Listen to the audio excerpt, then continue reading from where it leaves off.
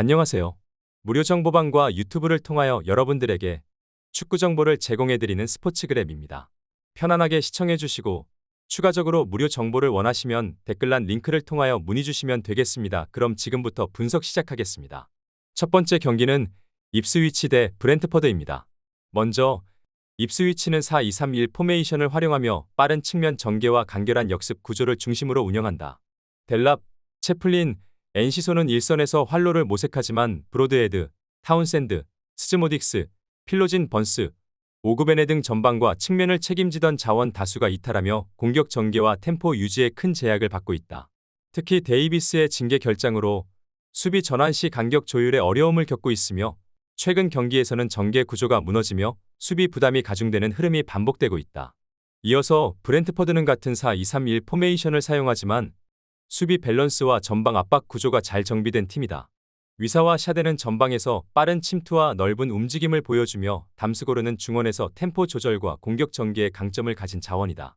다실바, 파비우, 야넬트의 부상 이탈이 있지만 대체 자원들의 전술 적응력이 높아 중앙 간격 유지와 수비 조율에서 안정적인 흐름을 유지하고 있다. 특히 최근 경기에서는 공간 활용과 압박 효율이 높아 상대 전개 차단에 강한 면모를 보이고 있다. 입스위치는 대규모 이탈로 인해 공격과 수비 전개 모두에서 위축된 운영이 예상되는 반면 브렌트퍼드는 조직적인 압박과 수비 간격 유지로 경기 흐름을 안정적으로 관리하고 있다. 구조적 완성도와 흐름 유지력에서 우위인 브렌트퍼드가 승기를 잡을 가능성이 높은 경기다. 두 번째 경기는 사우샘프 대 맨체스시티입니다. 먼저 사우스햄튼은 3-4-3 포메이션을 바탕으로 빠른 전방 압박과 측면 연계를 활용하는 전술을 구사한다. 스튜어트, 마테우스 페르난데스, 술레만하는 개인 기량은 뛰어나지만 전체 전개 흐름과 간격 조율은 불안정하다. 그랜베크, 테일러, 바주누의 이탈로 인해 수비진 구성에 공백이 발생하며 수비 전환 속도와 간격 유지에 약점을 노출 중이다. 특히 강팀을 상대로 라인을 끌어올리는 경우 후방 공간 노출과 압박 실패로 인해 빠르게 실점 위기에 몰리는 패턴이 반복되고 있다. 이어서 맨시티는 4-2-3-1 포메이션을 기반으로 점유율 주도와 전방 압박, 미드필드 장악을 핵심으로 운영하는 팀이다. 더 브라위너와 귄도아는 중원에서 전개 템포 조절과 공간 창출의 핵심적인 역할을 하며 오마르 마르무시는 이선에서 연계와 침투를 통해 유기적인 공격 흐름을 전개한다. 보브, 스톤스, 아케의 이탈은 있지만 대체 자원들의 수준이 높아 공격과 수비 간 연결이 끊기지 않고 유지되는 상태다. 사우스햄튼은 수비 간격 붕괴와 공격 연결 단절이라는 구조적 약점을 그대로 노출한 채 경기에 임해야 할 가능성이 높다.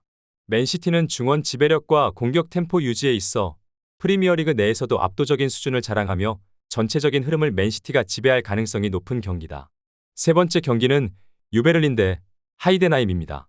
먼저 우니온 베를린은 3-5-2 포메이션을 기반으로 중원에서 수적 우위를 바탕으로 경기를 안정적으로 풀어나간다. 일리치와 홀러바흐는 1-2선에서 볼 배급과 침투 타이밍 조절의 강점을 보이며 로테는 기민한 수비 전환으로 안정감을 더한다. 캡라인, 레이트, 정우영 등의 부상 공백은 있지만 전체적인 압박 구조와 밸런스는 유지되고 있다. 이어서 하이덴하임은 3-4-3 포메이션을 사용하지만 중원 전개 템포가 일정치 않고 수비 전환에서도 약점을 노출하고 있다. 레오 시엔자가 빠진 측면 전개는 단조로워졌으며 토이어 카우프의 부상 이탈도 경기 운영에 부담을 준다. 우니온 베를린은 압박 조직과 수비 집중도 측면에서 일관된 강점을 보여주고 있으며 홈 2점까지 더해져 경기 주도 가능성이 높다. 하이덴하임은 전개 속도 저하, 수비 간격 붕괴, 조직적 대응 실패가 겹쳐 약점을 드러내고 있다. 종합적으로 우니온 베를린이 수비 안정성과 전개 완성도를 바탕으로 흐름을 가져갈 수 있는 매치업이다. 영상은 잘 보고 계신가요? 최종 조합픽 및 더 많은 정보를 원하시면 댓글란 하단 영어 클릭 후 문의주세요. 끝으로 구독과 좋아요 꼭 부탁드리겠습니다. 이어서 경기 분석 시작해보겠습니다. 네 번째 경기는 보움 대 마인츠입니다. 먼저 보움은 3-4-1-2 포메이션을 기반으로 빠른 측면 전개와 중원 점유를 통해 경기를 풀어나가려 한다. 그러나 최근 오르데츠, 미오시, 호프만의 부상 이탈로 수비 라인과 미드필드 간격 유지가 어렵다. 비텍과 파슬락의 활동량은 여전히 유효하지만 전방 압박이 약해 빌드업 전환 속도에서 어려움을 겪고 있다. 홈 경기에서는 중원 압박 실패로 인해 실점이 누적되는 흐름이 반복되고 있어 수비 집중력이 약화된 상황이다. 이어서 마인츠는 3-4-3 포메이션을 바탕으로 전방 압박과 중원 연계를 바탕으로 경기를 주도한다. 버카르트와 이재성, 네벨의 공격 조합은 속도가 믿는 전개와 침투 움직임이 뛰어나며 템포 조절 능력도 우수하다. 젠트너, 옌츠 등 일부 자원의 이탈은 있지만 대체 자원들의 조직력이 유지되고 있다. 무엇보다도 하프라인에서의 전방 압박과 압박 회피 능력이 탁월해 상대 중원 라인을 무력화시키는 전술 완성도를 자랑한다.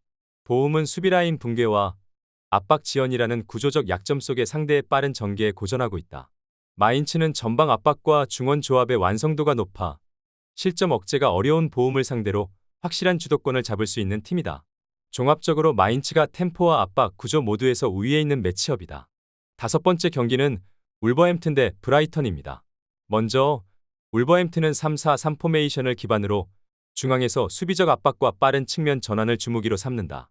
마테우스 쿠냐는 침투 타이밍 조절에 능하고 무네트 씨와 벨가레드는 역습 시 템포 변화와 폭발력 있는 전개에 특화된 자원이다. 스트란드 라르센과 모스케라의 부상 이탈은 아쉽지만 홈에서는 압박 효율과 후방 수비 집중력의 밀도가 높아지는 팀 특성을 보인다. 이어서 브라이턴은 4-2-3-1 포메이션을 바탕으로 점유율 중심의 빌드업 전개와 짧은 패스를 활용한 압박 회피의 강점을 보이는 팀이다. 그러나 주앙 페드로가 징계 결장하고 미토마, 마치, 밀러, 루터 등 주요 이선 자원이 줄줄이 이탈하면서 공격 전개의 연결고리가 약해졌다. 중원에서의 카디오글루 공백 또한 전진 패스와 템포 조절 측면에서 큰 제약을 가져온다. 울버햄튼은 홈에서 수비 밀도와 전환 속도 모두 안정적으로 작동되고 있으며 브라이턴은 이탈자 공백으로 인해 공격 전개와 수비 압박 양쪽 모두에서 어려움을 겪고 있다. 전체적인 구조와 흐름 우위는 울버햄튼 쪽으로 기울어져 있는 매치업이다. 여섯 번째 경기는 셀타비고 대 세비야입니다. 먼저 셀타비고는 3-4-3 포메이션을 기반으로 홈에서 강한 압박과 빠른 측면 전개를 시도할 예정이다. 보르아 이글레시아스는 최전방에서 제공권 싸움과 마무리에 집중하며 페르 로페스와 알폰 곤잘레스는 측면에서 빠른 돌파와 크로스를 통해 공격의 시발점 역할을 맡는다. 엘 압델라우이와 스타르펠트의 부상 공백이 수비진의 안정성의 변수가 될 수 있지만 강한 압박과 빠른 템포로 상대 전개를 끊어내며 실점 위험을 최소화할 계획이다. 이어서 세비야는 4-2-3-1 포메이션을 통해 중원에서의 강한 압박과 전방 패스를 시도할 예정이다.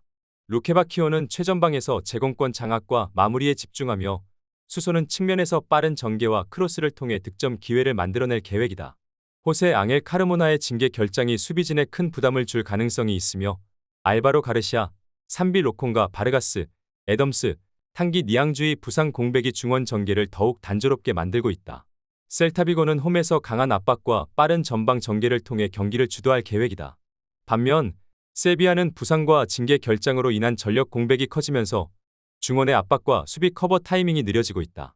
결국 경기 흐름은 셀타비고의 빠른 전개와 세비야의 템포 저하가 맞물리면서 홈팀이 흐름을 장악할 가능성이 크다.